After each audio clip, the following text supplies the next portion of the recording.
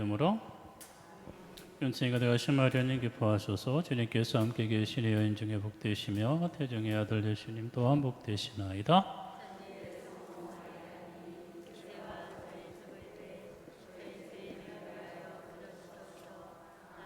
성부와 성자와 성령의 이름으로.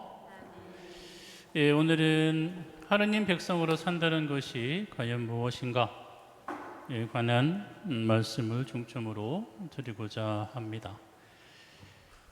하느님 백성으로 산다라고 했을 때 가장 중요한 성서의 말씀은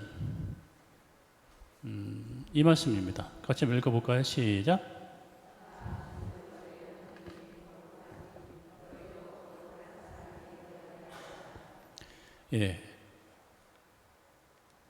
하느님 백성으로 산다라고 했을 때 가장 주되게 우리가 기억해야 하는 성경 말씀이 레위기 19장 2절에 나오고 있는 이 말씀이에요.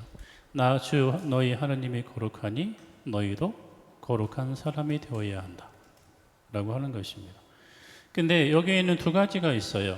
주 하느님이 너희 하느님이시다. 그리고 거룩하신 분이시다.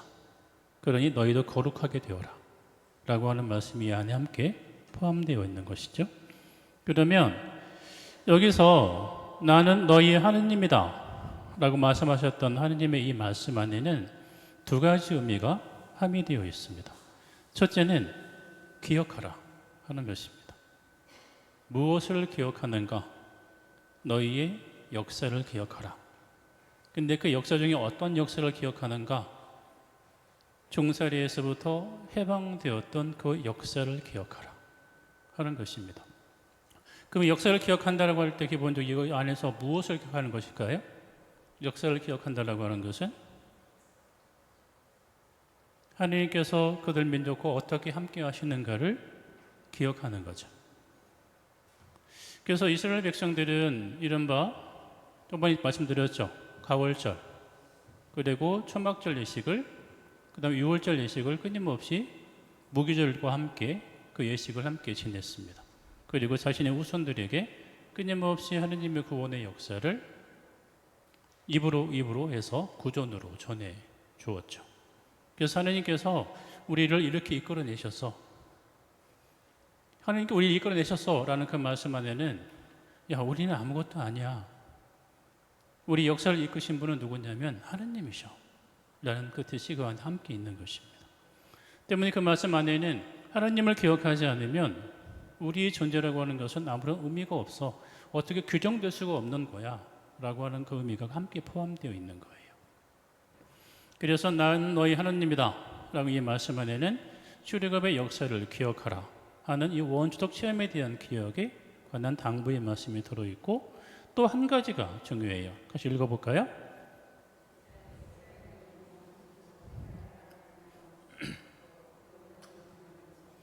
이스라엘이 영원히 지키고 따라야 하는 규정, 법도 명령을 지키는 것이 이 안에 포함되어 있습니다. 다시 이것이 거룩함에 지키기 위한 하나의 방법, 제시되어지는 방법이었어요. 그래서 여러분들 모세가 유대 민족들한테 이스라엘 민족들한테 항상 이야기를 해요. 나는 지금 여기에서 생명과 죽음을 내어놓는다. 이 둘 중에 하나를 선택하라. 나는 하느님을 선택하겠다. 나는 생명을 선택하겠다. 그러면 생명을 선택한다는 건 무엇이냐면 하나님께서 말씀하신 규정과 계명을 지키는 것이다. 나는 그 규정과 계명을 지키면서 끊임없이 그분을 찾겠다. 그것이 바로 생명을 선택하는 것이다. 자, 나는 이런 하나님을 선택하며 생명을 선택할 것인데 그러면 너희는 과연 무엇을 선택할 것인가? 라고 묻는 겁니다. 가나안 땅에 들어가서 그들의 민족들, 그 토착 민족들의 신을 섬긴다면, 그들의 풍습을 따른다면, 너희 전통과 법규를 다 버리고 그들의 법규와 전통을 따른다면 너희는 하나님을 선택하는 것이 아니고 죽음을 선택하는 것이다. 그럼 이 둘 사이에 너희는 과연 무엇을 선택할 것인가? 라고 질문을 하는 거예요. 이것은 모세도 그렇고 여호수아도 그렇고 똑같이 백성들에게 던지는 질문입니다. 그리고 백성들은 그 질문에 응답을 합니다. 우리가 어떻게 하느님의 구원 역사를 경험하고 시험했는데 어떻게 우리가 하나님 이외에 다른 것을 섬기겠습니까? 우리는 하나님을 선택하겠습니다. 생명을 선택할 것입니다라고 그들은 응답을 해요. 그 응답은 그들이 스스로 했던 자의적 응답입니다. 선택이에요. 그러면 그 선택이라는 것은 무엇을 의미해요? 그 선택과 반하는 다른 행위를 한다는 것 자체에 대해서는 책임을 지는 것을 요구하는 것입니다. 선택하라 했을 때 선택했어요. 그러면 선택한 것 이외에 다른 것을 행할 경우에는 그에 대한 책임을 누가 지는 거예요? 그들이 함께 져야 하는 것입니다. 그래서 수없이 그들이 선택을 통해서 하나님 이외에 다른 것을 섬길 때 이 민족들의 침략이 그들에게 있었고 그들의 지배를 다시 받게 되었죠. 가나안 땅에 들어가서도 그들은 종살이를 수없이 반복했어요. 다른 민족의 지배를 받고 살았으니까. 그때마다 이들은 끊임없이 또 한번 기억해내는 겁니다. 우리가 출애굽 때 우리 선조들이 말씀해 주셨던 우리 하나님의 모습이 이랬는데 왜 우리가 이 꼴이 됐지? 라고 하니까 맞아. 우리가 하나님을 섬기지 않았구나. 우리가 하나님의 법규를 따르지 않았구나. 하나님의 생명을 선택하지 않았구나 라고 하는 깨달음이 왔었고 그 순간 그들은 그 순간 돌아옵니다. 회개합니다. 좀 살려주십시오. 당신을 다시 섬기겠습니다. 우리를 용서해 주십시오라고 외칩니다. 그때 하나님께서는 판관을 보내셔서 그들을 다시 해방된 민족으로 만드셨던 거예요. 때문에 이 하느님의 구원의 계약 생명을 선택한다는 것은 무엇과 연결되어져 있냐면 하느님이 그들 백성과 맺었던 계약을 그들이 지키고 있는가, 그 계명을 따라 살고 있는가에 따라서 결정되어지는 것입니다. 그래서 이제는 어떻게 믿을까의 문제가 아니에요. 어떻게 이어질까요? 어떻게 믿을까에서 같이 읽어볼까요? 어떻게 살아야 하는가의 문제로 옮아가는 것입니다. 우리가 하나님의 거룩한 백성의 모습을 지키기 위해서는 어떻게 믿느냐라고 하는 것이 아니라 어떻게 살아야 우리가 하나님의 거룩한 백성의 모습을 유지할 수 있을까 하는 것으로의 방향 전환이 시작되어지는 것입니다. 그래서 하나님 백성으로 우리가 어떻게 살아야 하는가에 관한 질문이 본격적으로 이스라엘 민족들 안에서 제기되어지는 것이고 그것이 법으로, 규정으로 우리에게 주어졌습니다.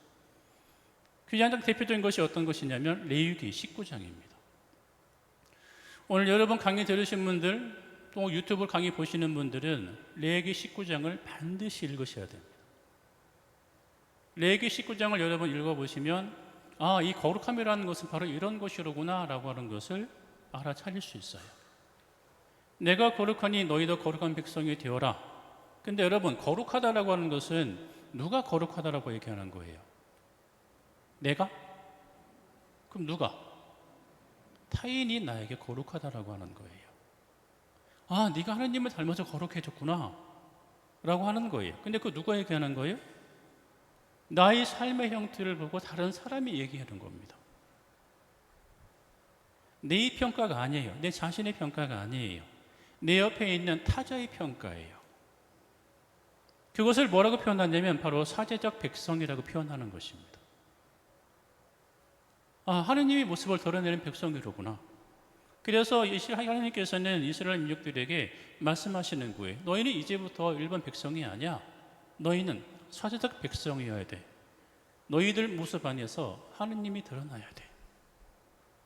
그래서 그 거룩함을, 하느님의 거룩함을 다른 모든 민족들에게 증언해야 돼 라고 하는 것입니다. 그래서 그들은 이야기합니다. 이스라엘 민족들은 어떤 민족이냐? 다른 민족을 위해서 하나님께 기도하는 백성이라고.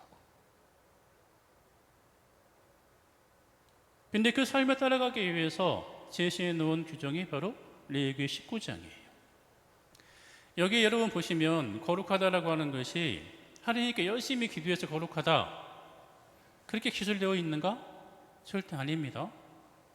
왜 거룩한가? 라고 보시게 되면 그의 행위가 하나님을 닮아 있기에 거룩하다 라고 하는 것으로 연결되어 있습니다. 제가 누차 몇 번 말씀드렸어요.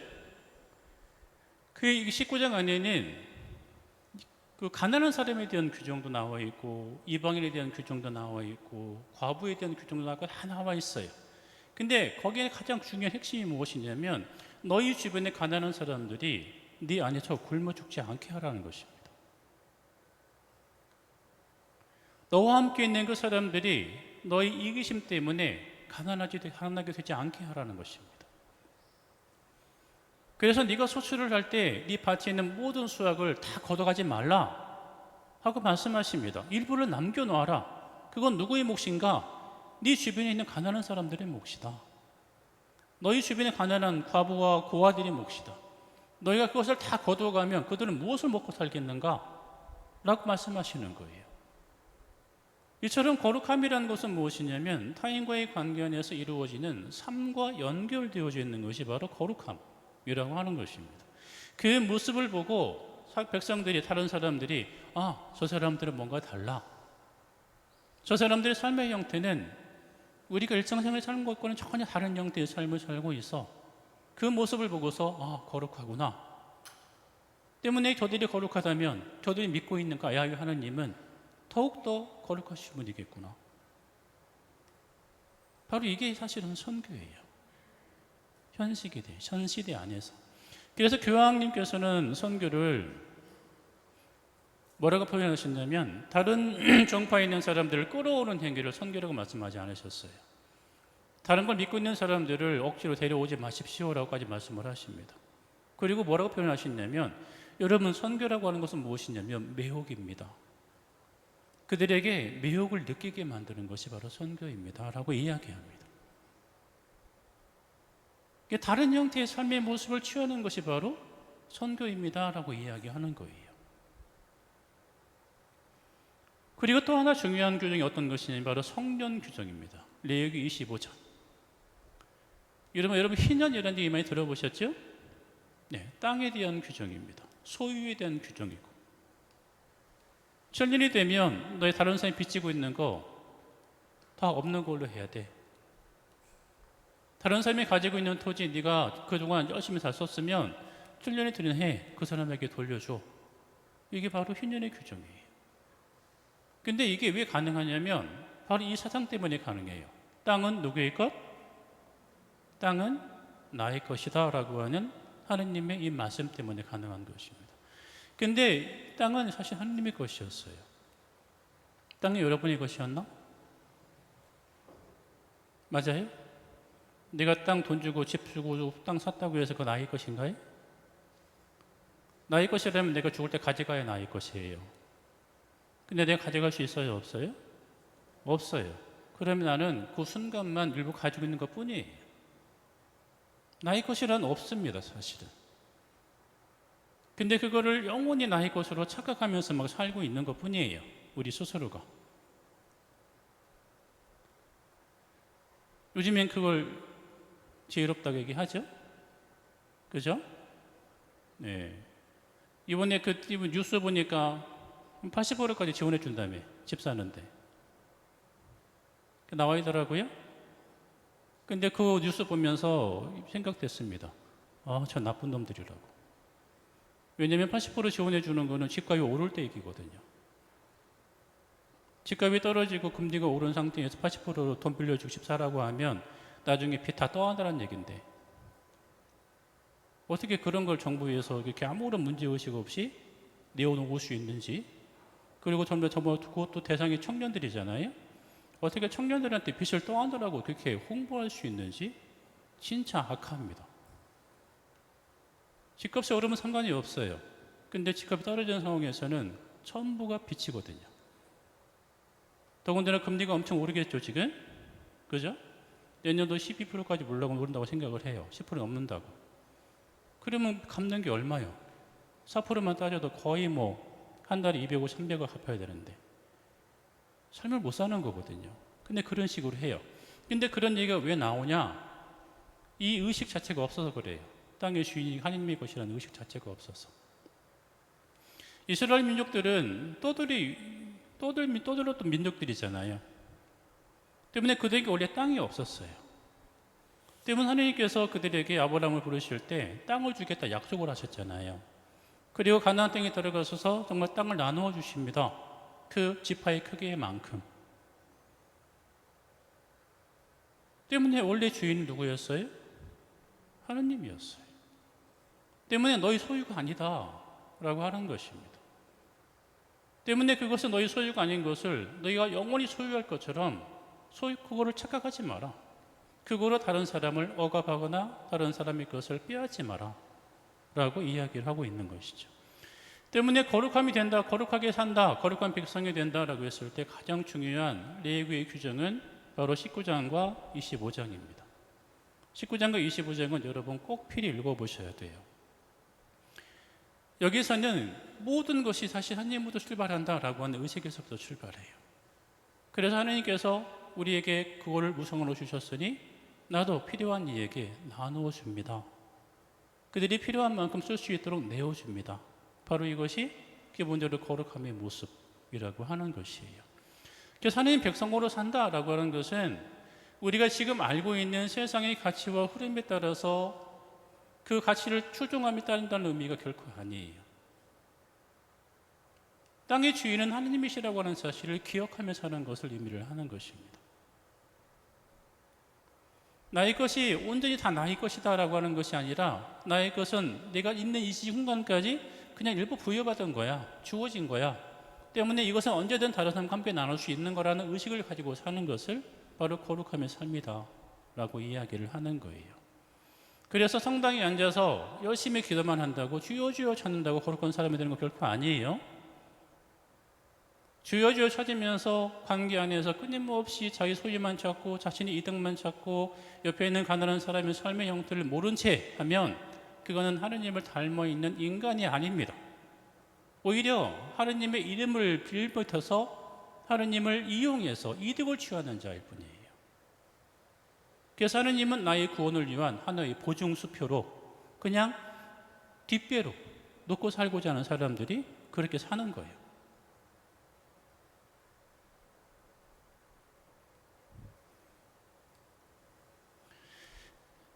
토마스 할리크라는 신학자가 있습니다. 그 신학자는 이렇게 우리 신앙을 이야기합니다. 같이 읽어보실까요? 시작.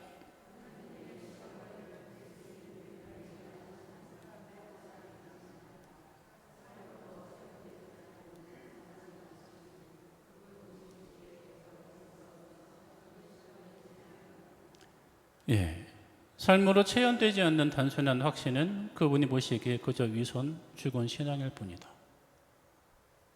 저도 사실 전적으로 동감해요.